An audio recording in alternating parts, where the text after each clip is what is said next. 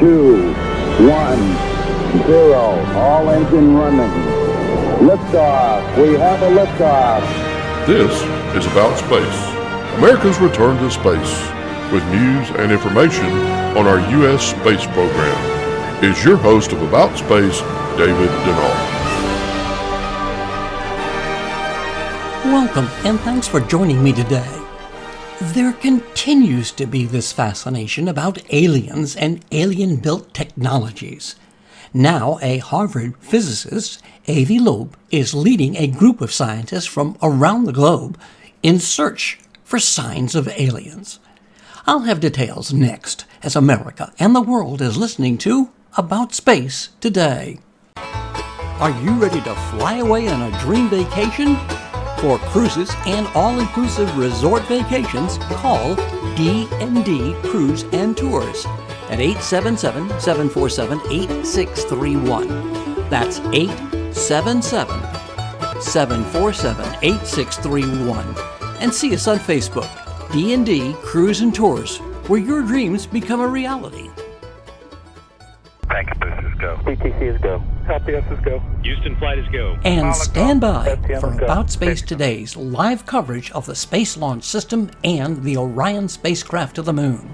Join us on Monday, August 29 at 8 a.m. for live coverage from the Kennedy Space Center on our YouTube channel, tinyurl.com/AboutSpaceTodayUT. That's tinyurl.com/AboutSpaceTodayUT. Join me, David Denault, and co-host Dawn Meyer, Space Coast News Editor, for America's Next Giant Leap, our first mission to the Moon since 1972.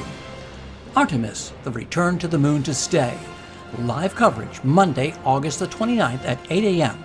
And be sure to invite your family and friends to join us. Welcome back. More than 100 scientists are part of the Project Galileo research team. The first telescope for the new project will be installed on the roof of Harvard College Observatory. Harvard physicist Avi Loeb is leading a group of scientists from around the world. He is in Cambridge, Massachusetts, and tells us about the project and what they hope to achieve. Welcome. Thank you for having me. The goal is to conduct scientific study of the nature of these unusual objects that were identified. They were reported to the Congress, the US Congress, as objects that appear to be real because they were discovered by multiple instruments, but their nature is unknown.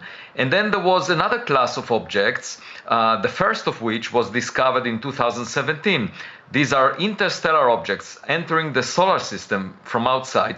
And the first that was discovered is named Oumuamua, and it didn't look like a comet or an asteroid, the type of rocks that we have seen within the solar system.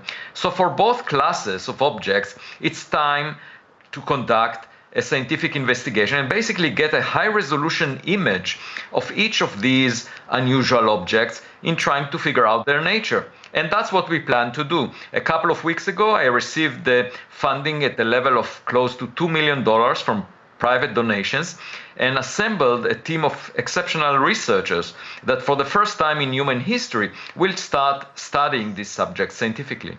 So what do you make of the report that was issued to Congress? The public version wasn't very long, and it cited like 154 unexplained things that the military has seen. And one of the theories suggested that these craft were not from this planet. Right. The most important statement in the report is that some of the objects are real. And that's very significant because it means that it's not a malfunction of a specific instrument. But all you need is one that appears to come from an extraterrestrial civilization for this to have a major impact on society. We want to look through our telescopes without prejudice. Harvard physicist Avi Loeb. One problem at the moment is there is no clean coordination between the organizations involved in the development of equipment for both the Galileo project and the work of the new Pentagon Department. And as a reminder, join Dawn Meyer this Friday for another America in Space program, and have your family and friends join us each week.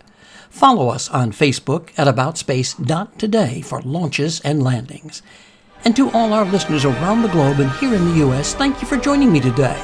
I'm David Denault, and this has been About Space Today.